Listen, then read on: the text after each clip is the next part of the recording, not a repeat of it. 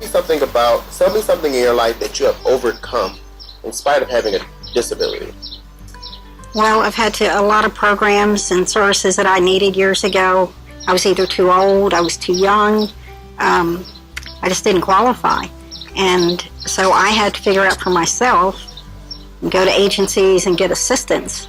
And I realized if it's that hard for me, what do other people do? Right. And I'm educated, so that's kind of what ended up being the reason why I eventually went back and got my degree at ASU, is because I wanted to give back to the community because all it had done for me, especially with Tom Green County Indigent Services. I wouldn't be sitting here today. I was that sick. So, I'm very blessed. Very good. So what would you tell others that have struggled with the same things that you have? I would tell them to set goals. That's what I did. And I meet my goals. And sometimes it takes me a little longer to accomplish a goal I want. But I actually, when I was ill, and I was getting better, I actually went to Disability Connections, where I work now as a caseworker, and I was a consumer, and I had a caseworker, and she had me set goals, and so we worked together. And the whole thing about Disability Connections is we want to empower people with disabilities to exercise self-determination and overcome barriers they have. So some people can overcome barriers a lot quicker than others. Some people, it's little steps until they accomplish something. But I know, like for myself, once you accomplish a goal, that gives you that sense of... Yes. So, did you have someone that supported you along the way? Did you have people around you that were supportive of what you were trying to do and the things that you were trying to get done? Actually, my children, because they knew that I was too sick to work, and it's like, what do you do? So they would split the cost of my prescriptions 3 ways, things like that, until I could, get on a program. And I've taught them, because of all I've learned, I had to advocate for my husband, I had to advocate for myself, and I've advocated for them and my grandchildren. And so now they advocate for themselves. And so that means a lot to me, because they're not afraid to speak up, or call somewhere. And don't even think about denying my children or grandchildren of services. That's right. It's not going to happen. So I just, I want them to pay it forward. That's all I ask, and help people. Wow. So what were the main things or barriers that held you back or kept you from achieving what you really wanted to do? Well, my husband of almost 40 years was on a transplant list in Dallas, and when he passed away, I was only 56, so I wasn't 60, and I wasn't disabled, and I didn't have a child in the home 17 or younger, so I couldn't get survivor's benefits, which I didn't want to have, but because I got so sick right before he passed away, it's like, what do you do? So I had to live with each of my children, between the 3 of them, until I turned 60, and until I got healthier. And so mainly program requirements and things like that. And there's waiting periods for things like getting on HUD. Right. And so I just had to do what I had to do. Right. And I knew when I got that Tom Green County Indigent Health Card, I just broke down and cried, because I had been denied for so many programs. Wow. And I knew that was my ticket to health, and I still carry that card in my wallet, my last card. Wow. So, because that reminds me of just how far I've come. Yes, ma'am. So. Wow, what a blessing. Yes. What a blessing that is. Yes.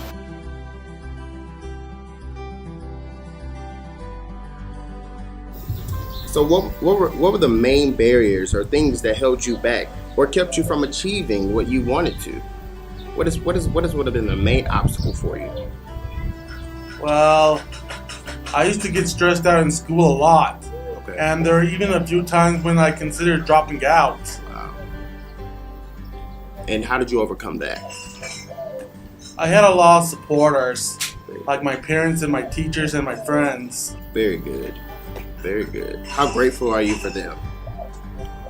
On a scale of 1 to 10, definitely a 10. Definitely a 10. Very good. What would we be without our support system, right? Right. Well, I graduated from Howard College And now I'm thinking about becoming a writer. Congratulations. I hear there's an author who wants to use your title. Tell me more about that. A few years ago, I wrote an email to one of my favorite authors, known as David Lubar. And earlier this year, I saw a book on Amazon that had one of the titles that I came up with. Wow. That's an amazing achievement. Not too many people Yes. have that ability to have that kind of creative control where someone would want to use a title that you came up with. So that's a testament to anyone everywhere. It doesn't matter what difficulties you may face, you still have the chance to live out your dreams. Someone is using your book. So what was the name of the book? The title I came up with was The Tale of the Library Weenies. That's And the book he came out with was Check Out the Library Weenies. wow. Very good. Very good. Well, congratulations.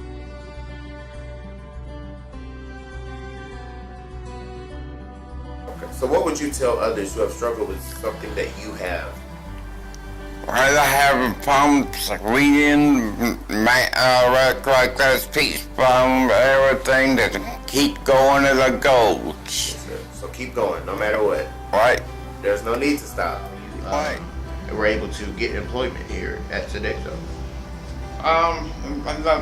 That they have the board, the teaching, I mean, the list of this company. Have the ability to call that number I want it. And then look at this. Here you are today.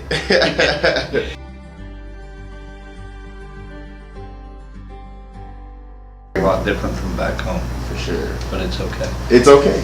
It's okay. So I'm going to ask you a few questions today, and Okay. if you have anything else you'd like to share, feel free to do so. Okay. All right. So tell me about something in your life that you have overcome in spite of having a disability of some sort, Other than the disability, or just anything that you've had to overcome. splitting up with my wife, Okay. and that's taken quite a while to get used to, Yes, sir. and trying to get through after having a stroke. Wow. That's How long ago was that? it was December 2016, Wow. and it's an ongoing deal. Yes, sir. But it was an eye opener, and I guess getting through my dad's death, that was pretty tough. But I got a lot of faith in the Lord. Yes, sir. He's my strength and my rock. And that's how I get through everything. That's a true testament. Yeah, It's a true it testament. is. It really is. I owe it all to Him. You know what? I have the same like faith, very much so. Yeah. Yes, sir. So that I think that's how you say you've overcome. I Mhm. guess Yeah. is your faith. Yes, sir. Very good. So what is your life like now compared to before? It's a lot slower. A lot slower. Yeah, I've changed quite a bit. Yes, sir. Before I was super active. I landscaped. I just worked all the time. Really? And that stroke, I didn't only have a stroke, I ended up breaking my back and having some seizures, and it just totally changed my life. So But you it- have to overcome quite a bit. Yeah, it has been. It's not as much as some of the people I've been meeting. I mean, when I was in the stroke unit over at Shannon, I was the only one who was making any progress. And from there, they sent me to a nursing home. And I saw so much sadness and sickness. I felt so blessed to be recovering the way I did. So what were the main things that held you back or kept you from achieving what you really wanted to in life? To be honest, Yes, sir. addiction. Addiction. I had problems with alcohol. Alcohol. Off and on for several years, and that was a holdback. You know, but once again, overcome. Overcome. Mm-hmm. Very good. Well, I'm Same very happy way. for you. Very happy. Yeah. I gotta look at it as a blessing, you know. You know, it's working out. I've got a lot of good people around me. I've got this place, but where I'm at right now, I'm surrounded by a lot of friends. And I'm fixing to get with HUD this month, and hopefully I'll be independent somewhat. Right. And keep on going, keep on trucking. Yeah, I like it. I like it. That's a positive attitude to have. Yeah, I gotta keep it positive. Yes, sir. Very good. So what is some advice you'd give to others who face similar situations you have? Don't give up. Do not give up. I did that before in the past, and it was nonsense. It was silly. It just, you got to keep on going. You can't lose faith, and you could be this close to your breakthrough and not even know it. So just do not give up. Wow. Yeah, that is something. And trust in the Lord. That's right. Yep. Yes, sir. Amen. Yes, sir. Amen.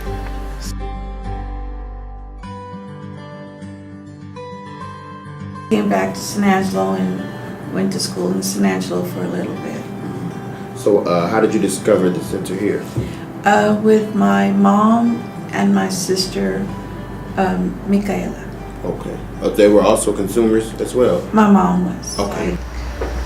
Or whatever you would like to share, or any obstacles you've had to overcome. Well, I've had to overcome a stroke in 2015, and then 2 months later I had open heart surgery, and then to find out that I have a short-term memory loss, and that has a lot to do with my problems and also weakness on my left side, and it's kind of more or less deteriorating, and it's not letting me function to my best, to my ability that I'm so used to doing. Right. And I'm such a codependency person. I've always been able to be there for others. Right. And now that's not letting me be the person that I used to be. Right. So how has coming here helped you? Well, I've been able to make sure that I get the help that I need. Right. I got me some new glasses. I'm wearing them right Very nice now. frames, by the way. Yes, and I can see so much better. Very good. And I was having problems seeing at night. Wow. Yeah, and that's really scary because you need to make sure that you don't hurt yourself and hurt others. Right. Guess we feel a little bit more independent today, now that you're seeing, like you said, senior, you got your glasses now and things like that. So do you feel more independent and empowered to take on the tasks that you have to every day? Yes, sir. I always tell my friends, because they always ask me, Connie, how are you doing? And I say that God has a reason for me to be here. Right. Because if He was ready for me in 2015 after a stroke and open heart surgery, I wouldn't be sitting here in front of you doing this video. And I thank God for that, because there's a reason for all of us being here. That's right. And I'm here for a reason. Yes, ma'am. And I thank God for that. What would be your advice to those people? Be strong. Be strong. And let them help. The people that are here are really good, and let them help you. There's programs out there that can help you, be humble and fill out the paperwork and do what you need to do so that you can get the help. You can get the help that you need, because it's out there. It's out there. We just need to fill out our paperwork and do what we need to do, our part, so that they can help us.